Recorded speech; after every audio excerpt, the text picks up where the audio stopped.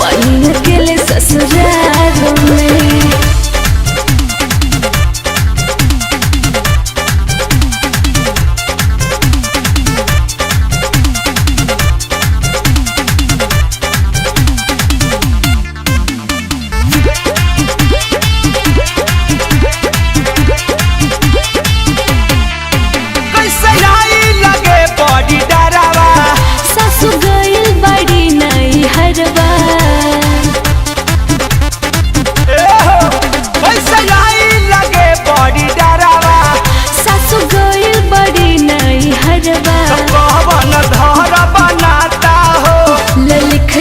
ससुर के पाता हो जोहिया से गइलू छछन परनवा तोहरा से बेसी करत मोर मनवा।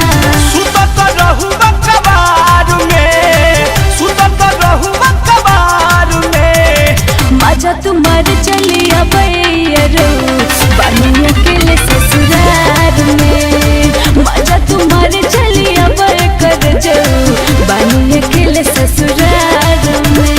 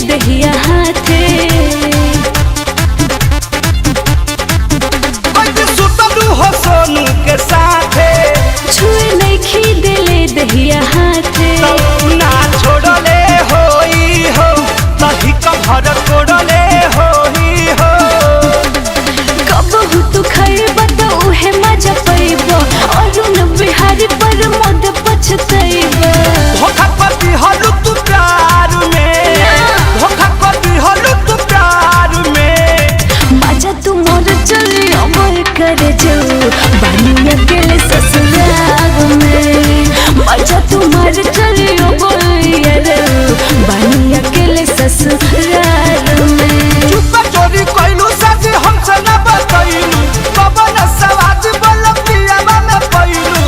वादा तू पहिलू कुवार में, वादा तू पहिलू कुवार में, मजा तुम्हार चलिया बैरो बनी अकेले ससुराल में। मजा तुम्हार चलिया कर जो बनी अकेले ससुराल।